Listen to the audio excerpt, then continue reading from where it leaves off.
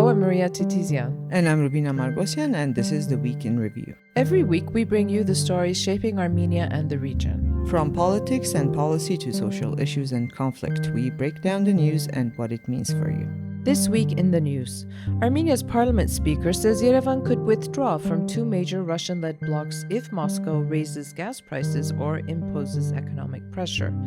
Civil contract parliamentarian warns of falling conscription numbers, and Estonia opens an embassy in Yerevan. These stories and more in our weekly roundup of the news.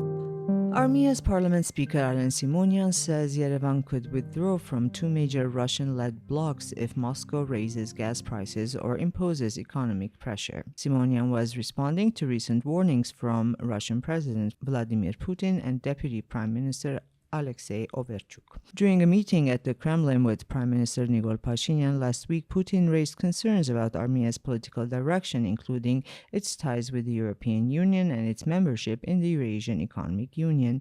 In a separate interview, Overchuk warned of possible retaliatory measures, accusing Armenia of trying to push Russian companies out of the country.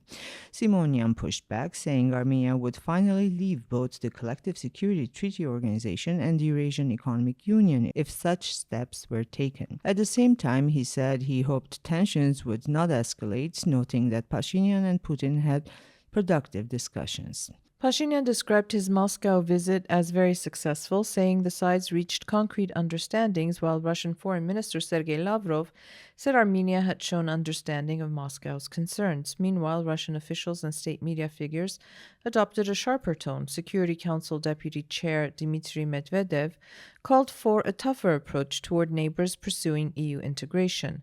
State media executive Dmitry Kiselyov warned that Armenia was heading toward catastrophe, while Overchuk, as you said, Rubina, suggested Russia could suspend direct flights if Armenia moves closer to the EU. And just as a side note, this was being picked up by sort of opposition figures, and you should have seen the long lists of things that would happen if Pashinyan was elected. Flights suspended, visas required. I don't know. It was... Yes, and generally they're appealing to the business community, saying all Armenian businesses would be affected. Therefore, there are no business with Russia. And it's interesting that it's in the programs of several opposition political parties as well. This appeal to the business community, which is normal. But I mean, just the scare tactics have been incredible. Anyway, Russian Foreign Ministry spokesperson, your favorite, Rubina Maria Zakharova, reiterated this week that Moscow expects pro-Russian forces in Armenia to be able to participate freely in elections. She said this does not constitute interference in Armenia's domestic affairs, adding that Russia cannot ignore developments in the country because of deep historical ties, a 2 million strong Armenian diaspora in Russia, and the presence of political forces in Armenia that support closer cooperation with Moscow. That's another thing, right? The Armenian community in Russia is always kind of brought up weaponized. And there are stories, right, of thousands of them being flown to Armenia to vote. Yes. Well, imagine if the European Union said this, said we would like pro-EU forces in Armenia. I guess they say it in a roundabout way. They're not so direct. Anyway, Zakharova also pointed to energy ties, noting that Armenia pays, just about $178 for Russian gas compared to prices of up to $600 in Europe, and said ensuring energy security remains the responsibility of the Armenian government. Again, this is a veiled threat. And during a briefing this week, Pashinyan stated that he and Putin have agreed to hold their next high-level meeting in the second half of June following Armenia's parliamentary elections. He also added that Armenia-Russia relations are currently in a phase of constructive transformation and that the government intends to maintain a framework of friendly dialogue. And as we've reported in the past, there have been discussions about transferring Armenia's railway management to Kazakhstan. Currently, it is the South Caucasus Railway, a subsidiary of Russian state-owned Russian Railways that has been managing the rail networks in Armenia. This is since 2008. And this week, this conversation came up again. Pashinyan said Armenia is not planning any actions behind Russia's back and will continue dialogue with Moscow while channels for dialogue remain open. Why this came up? Because Russia had initially said no, they're not considering transferring concessions to any other country, even if it's a friendly country and acceptable both for Armenia and Russia, which is what Armenia had suggested. Right. However, there was a delegation from Kazakhstan that came to Armenia this week. So the subject is like, why are they here? Right. And what are they discussing? It kind of became Yeah, I think evident that's why again. Pashinyan probably said we're not doing anything behind Yes, that's Moscow's exactly back. why Yeah, he yeah. said. Well, he also said that Kazakhstan has shown growing interest since August in Armenia's Crossroads of Peace initiative, particularly in new transport opportunities for goods from China. And Yerevan and Astana did discuss the Crossroads of Peace project this week, including cooperation in the railway sector during talks between Infrastructure Minister David Khudatyan and Kazakhstan's Transport Minister. The sides reviewed a range of issues of mutual interest with a focus on aviation and transport, and emphasized the importance of establishing direct air links between the two countries. Foreign Minister Arat Mirzoyan and his Kazakh counterpart also held talks in Yerevan on advancing the strategic partnership between Armenia and Kazakhstan, established last November with a focus on boosting trade, economic cooperation, and business ties. Mirzoyan highlighted connectivity as a key driver of economic development, saying joint efforts to expand transport and logistics infrastructure, including under the Armenian government's Crossroads of Peace initiative, could help unlock regional economic potential and strengthen interregional cooperation. A group of Armenian civil society representatives traveled to Azerbaijan today through the land border to take part in yet another round of talks under the Bridge of Peace initiative. The roundtable, bringing together Armenian and Azerbaijani participants, is scheduled to take place from April 10 to 12. The Armenian delegation crossed the demarcated section of the Armenia-Azerbaijan border, complying with border and passport control procedures. The dialogue is being held within the framework of a bilateral peace agenda endorsed at the trilateral summit of the leaders of Armenia, Azerbaijan, and the U.S. during the Washington summit. Discussions will focus on current state of the peace process, steps taken by participants in their respective countries, broader regional situation, and then they will, be having separate sessions addressing efforts to promote peace in the public discourse and to build trust in the next stages of the process. Just a reminder, Azerbaijani civil society representatives came to Armenia on February 13, also crossing via the demarcated land border, and we were talking, Rubina, about this whole situation. On the one hand, dialogue is so important. On the other hand, it's very difficult. And we kind of asked each other, would you go if, and we both said, But I do really appreciate those who went, because it does take some courage. Yeah. Especially to do this, and especially kind of overcoming your personal self to do this. This is where I think I would have difficulty if I were offered I to agree. go. And also because your counterpart isn't really part of civil society, because we know it's an authoritarian regime. We know there is no civil society. We know that human rights defenders and journalists and many others are imprisoned in Baku. So who are you really meeting with? So that, for me, is the issue. It also speaks to the maturity of our civil society representatives, because 100%. they go understanding this, and that they go trying to advance a form of dialogue. Well, it does speak to. But it's a difficult process indeed. Well, Estonia opened its embassy in Yerevan this week. The Foreign Minister of Armenia and the Foreign Minister of Estonia were present during the official ceremony. Yerevan-EU relations, visa liberalization, and regional developments were at the center of discussions during the Estonian delegation's visit to Armenia. Well, in local news, everything is local, but Civil Contract Member of Parliament Haik Sarkisyan has warned of declining conscription numbers as a parliamentary committee rejected his bill proposing stricter measures against evading the draft. So, speaking at a session of the Parliament's Defense and Security Committee, Sarkisyan said he had been raising concerns about falling conscription rates since 2019 and proposed a set of measures to address the issue. These include raising the upper age limit for service, criminalizing refusal to undergo medical examinations, because we've had cases for religious reasons, right, that some young men that they couldn't, introducing short-term service options for draft evaders, and they would have to pay in addition to short-term service, and increasing fees for renouncing citizenship. And I didn't know that renouncing citizenship required. It's just an administrative fee, so he's saying Of 25,000 dram. Yeah. Okay.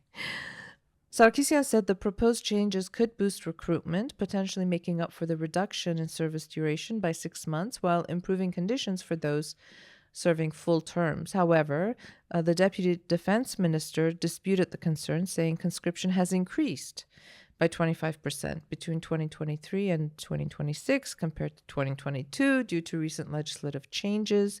He also criticized parts of the proposal, particularly the provision allowing individuals to avoid service in exchange for payment, arguing it would not increase troop numbers. He pointed instead to growth in contract service, with more than 5,300 recruits joining under the Defender of the Homeland program. Now, following the debate, the committee came out against the bill. Despite earlier government backing, last year the government also reduced mandatory service from 2 years to 18 months. So clearly, issues within the military still have a long way to go. And meanwhile, the chair of the National Assembly's Defense and Security Committee, Andranik Kocharyan, faced criticism this week over remarks about his son's military service. Speaking during a briefing, Kocharyan told journalists that his son did not serve because he is highly accomplished, end of quote, adding that someone with a similar level of knowledge would not serve either.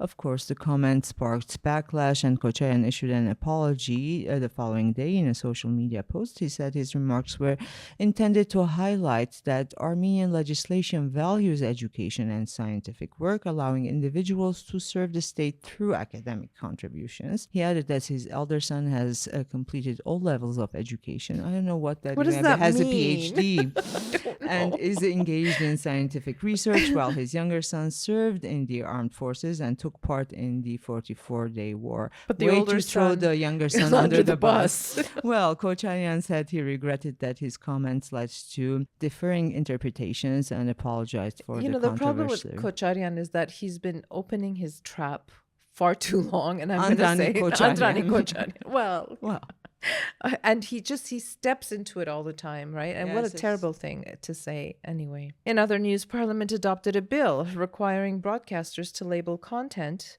created using artificial intelligence or other digital technologies. High-tech industry minister Mkhitar Hayrabedian, who authored the bill, said the main objective is to ensure such material is clearly identifiable to audiences. Under the new rules, audiovisual media providers will be required to visibly label AI-generated or digitally produced content, making its nature clear to viewers.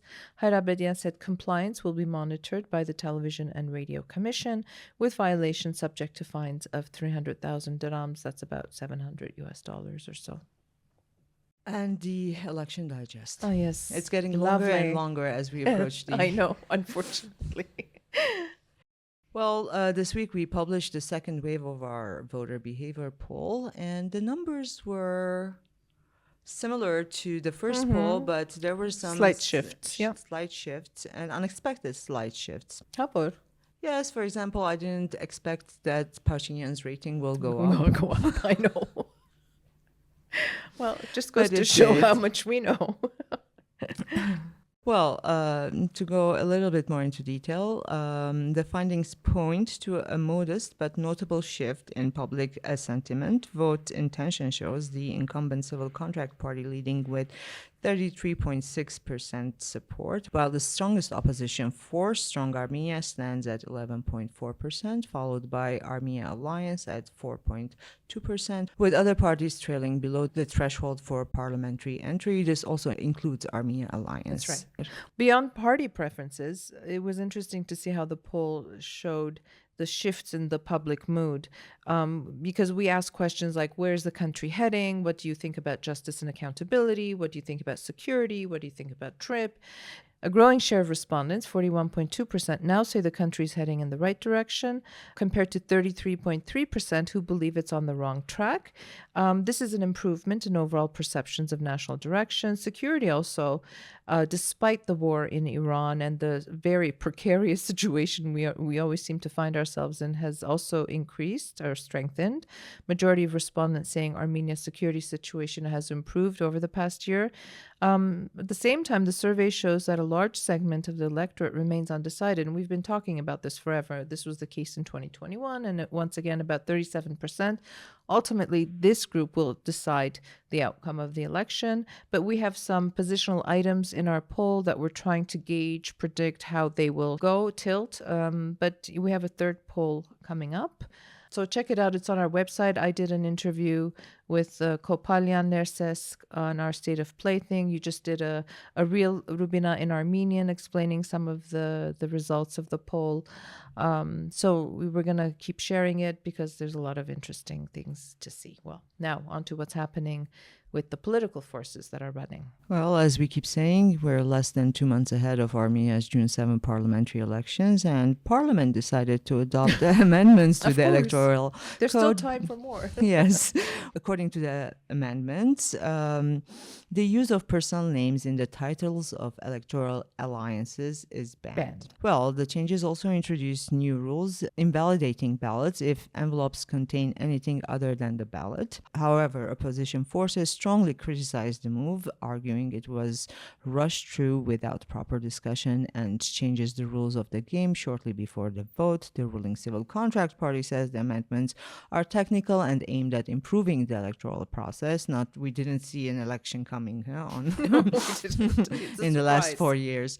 Well, Strong Armenia Alliance said the measure directly targets its leader, Samvel Karapetyan, after it recently announced plans to run under the name Strong Armenia with Samvel Karapetyan joining forces with two largely unknown parties. The bloc will now be forced to revise its name just days before submitting electoral lists. Well, the opposition is describing the amendment as unconstitutional and politically motivated, warning it undermines equality in the electoral process. They also pledged to challenge the decision through legal means. Strong Armenia has also called on a rally on April 11 in Freedom Square to bring about the change that its supporters seek. Right, but we don't know what that is. We don't know what. But it also, the decision to make the amendment about the name, right, was really petty, totally petty. But how does it undermine equality in the electoral process? Do you know what I mean? So you take out the name, you're still running. Nobody's saying you can't run. And really, Samvel Karapetyan doesn't even have the right to run for prime minister. Yes. Well, I know. I'm really curious to see the outcome of this whole ridiculous process with Samvel Karapetyan and not having the right to run yet leading the alliance. Yeah. Well, being given permission to address the crowd from house arrest, but still hasn't done so. They did give him permission? Yes. Oh, I thought that's why they were using AI or something. No, they did give him permission. Oh, they did give him permission. I'm really waiting for that moment. Okay, let's see what happens tomorrow. Anyway, over the weekend, the ruling Civil Contract Party released its election platform, and not surprisingly, the core of it is advancing a peace agreement with Azerbaijan, continuing foreign policy balancing, and pushing economic growth and reforms, in areas like security, infrastructure, governance. It's quite long. We will be, writing about it, doing a comparison with other political parties, but we don't want to get into all the details at the moment. But it includes plans for constitutional changes and deeper ties with the EU while maintaining Armenia's current regional commitments. The program has drawn particular attention for its section on the Armenian Apostolic Church, where Civil Contract argues that internal reforms are needed, warning that the church's current leadership has led to public alienation and potential vulnerability to outside influence. This is something they've been talking about. It proposes steps including leadership changes and greater transparency while emphasizing the separation of church and state. Well, okay. There's no news there. It's kind of been on the agenda all this time. Right, so, but now it's formalized. Now it's part of a party platform. Well, the church swiftly condemned the proposals, calling them unconstitutional and a violation of the church's autonomy and religious freedom, warning that such measures are harmful and divisive. Well, this year, to be fair, everyone's party platforms are available. Not everyone. Some platforms are available way earlier. And in English. Because remember in 21, where they were 2 days before the election. 2 days before the election, they were publishing. Before election day, not like the campaign. It was ridiculous. Anyway. Well, Armenia Alliance, this is led by former President Robert Kocayan, also unveiled its electoral platform centered on economic revival and social support. Its program is prioritizing industrial growth, promising Made in Armenia strategy to grow a high-tech competitive economy and boost industry's share of GDP through tax incentives and state support. It also proposes import substitution policies, including major tax breaks in strategic sectors alongside support for small businesses. By the way, all of these in theory we have right now. Yeah. Um, It's fine. On Just the keep social reading. front, the platform focuses on raising living standards with plans to increase the minimum wage and pensions, reduce property tax, and introduce a luxury tax. Okay, but can we just talk about property taxes? No, or let's luxury. not. Can we talk about luxury Sure. tax? It's like Kochalian shooting his family in the The foot. food, I know. Well, in agriculture, the alliance emphasizes boosting farmer incomes and food security with subsidized loans, improved irrigation, crop insurance, and a more protected domestic market designed to better support local producers. Also, all of these exist now. To what extent they're working or are effective is a different story, but other than the luxury tax and You the like that, don't you? property tax reduction, there's nothing Yeah. in this program that doesn't already. Yeah, kind of exists. Kind but of, whatever. yeah. Well, Samvel Garabedian was saying that they're going to create 300,000 jobs. So, anyway. I always wonder what level jobs are they talking I don't about. know. I don't know. 300,000 people more people are going to become factory workers. That's what I understand from Samuel Garabedian. What factories? speaking. He's going to build Yeah, factories for it's- them. Is that what yes, he's saying? Yes. Okay. As they say in Armenia, okay, let's move on. I'm being ridiculous. Okay, several forces running have published their electoral lists even before publishing their party platforms, because this is more important, I suppose. So the formal registration process begins on April 13. Parties and alliances are given 10 days to submit applications to the CEC. This is Central Electoral Commission. So civil contract, obviously heading it up is Nikol Pashinyan. It includes the foreign minister, the health minister, the defense minister, economy minister, justice minister, deputy parliament speaker Ruben Rubinyan, MPs Vahagan Alexanyan, so on and so forth, and his chief of staff Aray Karutyunyan. Strong Armenia released the first 36 names on its list, headed by Narek Garabedian, who's the nephew of Samvel Garabedian. And they, not surprisingly, well, maybe surprisingly, former Armenia Alliance MP lawyer Vartevanyan, Gohar Meloyan, former CEO of Electric Networks of Armenia, and the list goes on. The Armenia Alliance has released also its first 30 names on the list, headed by former President Robert Kocharian. It includes the ARF's Ishkhan Sagatelian, Anna Grigorian, who's not from the ARF, I believe, Arach Party leader Sevak Khachadurian, as well as a bunch of ARF members, Artur Khachadurian, Aghvan Vartanyan, former journalist Agnes Akhamoyan, and of course his son, Levon Kocharian. Well, Gagik Zarukyan's Prosperous Armenia Party has also released the first 30 names on its electoral list. The top 10 include Zarukyan himself, Mother Armenia Party leader and former Armenia Alliance member Andanik Tevanyan, former Foreign Minister Aray Vazyan. Who was foreign minister under Pashinyan, right? Yes. I have honor faction member Martin Grigorian. He's from Gyumri. He's from Gyumri. He headed the city council elections this spring and played a decisive role in the election of Vartan Ghukasyan. And others. My question with Gagik Zarukyans, and I guess a lot of people have this question, Prosperous Armenia Party, is that it's not an alliance. It includes a lot of people from different political parties, yet it's saying it has a platform that includes everyone, but is not running as an alliance. It's just everything is loosey-goosey at this point, and we won't know until... We're waiting for the registrations to definitely find out if this is an alliance or a party.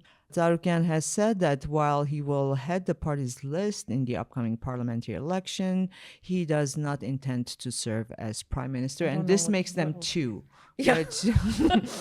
Narek Karapetyan and Gagik Tsarukyan, they're heading the list, but they're not candidates. He also noted that he has identified 4 potential candidates for the post without disclosing their names. No commitments have been made, he said, adding that the country is in a difficult situation and that the role requires experience and capability. According to Tsarukyan, the final decision will depend on who is deemed capable and gains the support of his team. So Hunger Games style. Yes, there you go. And an interesting development, former human rights defender Arman Tatoyan's Wings of Unity and Avedik Chalabyan's Hayakave initiative have announced that they will not participate together in the upcoming elections, despite an earlier agreement just at the end of February to join forces. It's interesting what happened. Anyway, the two sides said they had carried out extensive work in recent months to develop a unified political program and form a new political pole. However, they noted they were unable to reach agreement on a number of key programmatic issues and have therefore decided to conclude their cooperation in this format at this stage. You would think that before they united, they would have, ironed out all the wrinkles. It's called conscious uncoupling. There you go. As we already mentioned, this week we published the second wave of our yes. Poll, voter behavior poll, but that's not it. We published also, as you mentioned, a new episode of State of Play where you speak with Nerses Kopalyan and you this time in detail discuss the poll in addition to a lot of other things. Yeah, some people are upset at us, which is interesting because when they don't see the results they want to see, all of a sudden, where do you get your funding? You're a traitor. You're a Pashinyan Chigidaminch, right? It's like, guys, these are the results of the poll. Everybody just calm down. There's still 2 more waves coming, and it's just interesting to see the commentary. But anyway. Okay, so sort of our regular fare, if you will, Sheila Palin's column, Unleashed. This time it's called Let Them Lose You, and it's a reflection on or meditation on Easter Monday about boundaries, self-worth, the power of walking away. And as always, Sheila draws from personal, professional experience and says that refusing to tolerate disrespect is not loss, but a necessary act that creates space for growth and better possibilities. I got to learn that. And another column, this time by Christopher Atamian, Fear, Patriarchy, and the Politics of Scapegoating. Sharper and more provocative this time than his usual style. He reviews the survival of a perverse nation, morality, and queer possibility in Armenia. This is a book by Tamar Shahinian. Atamian examines how fear, patriarchy, and, of course, scapegoating shape modern Armenia, while also opening space for new, more inclusive futures beyond the politics of survival. Yeah. And first-time author, Antonik Babyan. It's called Lost Twice, How 1920s Western Armenian Literature Predicted the Diaspora's Extinction. And, when I read this piece, I said, this is why I love my job. Because sometimes we get these very interesting articles. He's based in Russia. He's Armenian, obviously, Antranig, and he looks at sort of the Armenian community in Russia, 2 million, almost 3 million strong. And he draws comparisons to, after genocide, the Western Armenian language, heritage, literature, culture, how it survived in the absence and the loss of homeland.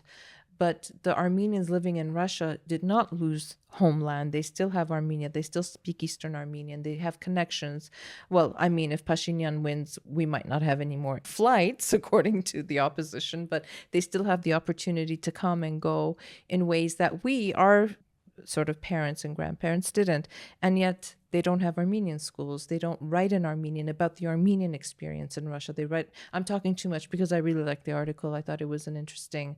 But he's also pointing out that the war and the loss of Artsakh was that catastrophe for them that almost kind of the genocide was for the Western Armenian diaspora. I don't. Yeah. Yeah. And yet they didn't create in Armenian, they didn't reflect on because it it in wasn't Armenian. the same. It's also kind of the loss of language because of the institutions. Sure. And it's interesting because really so much of the article also kind of accentuates language and the importance of feeling and writing and processing the in your present native, yeah. in a native language, Sure. which is also something absent Anyway, in the Russian. definitely read it. I thought it was a great piece. Both of us had slightly different takeaways sure, from this and that's the great article. thing about it, and that's why we love our job sometimes.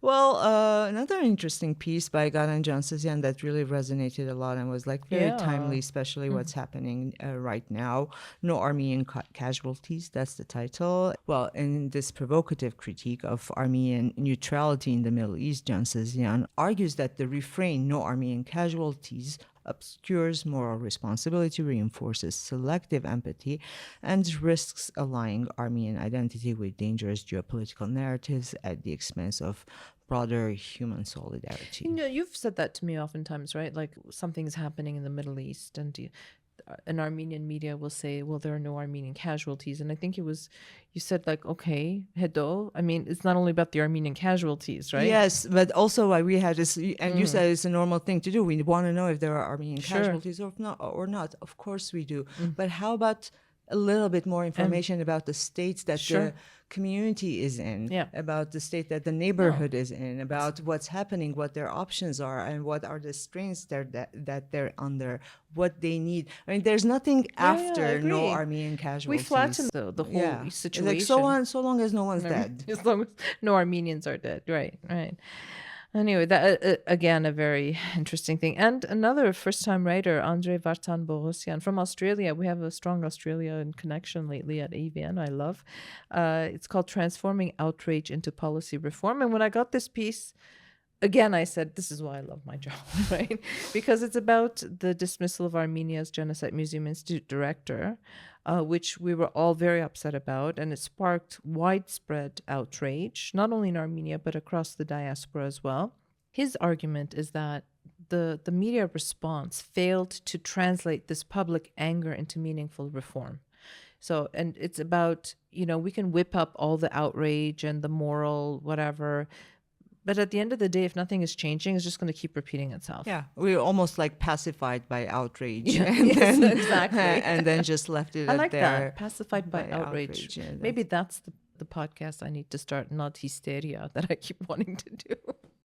Well, we did publish Armenian content this week as well, as we've promised to do and have been doing recently. We did publish the polls in Armenian, so it's definitely available in both Armenian and English. But also because it was April 7, which is Beauty and Mother's Day in Armenia. What happens if you're not beautiful? Then hopefully you're a mother, or else it doesn't apply or else to you're you. in trouble. That's I think that's why women want to just like to make sure. Please. Just take the beauty out. Just let it be Mother's Day. Well, we did translate a piece we had published in English. It's by Հասմիկ Սողոմոնյան. It's Արդյունավետության անտեսանելի վարպետության դաս. It's an invisible masterclass of productivity. It's not the correct translation, but general about this, and where she's speaking about the basically the economic value of stay-at-home moms who contribute to the economy but are not recognized as such, and instead are said to lack ambition. However, she cites research that says that they're fundamental for the economy. That's right. And not just because they would be spending money bringing in babysitters and stuff. It's just fundamental for the quality of the people of the society that eventually make up the economy of the country. Yeah, it was a really good piece. Well, that's the kind of week it's been here in Armenia. You guys can look forward to more election coverage next week and in the coming weeks. Have a safe and peaceful weekend, and we'll be back again next week.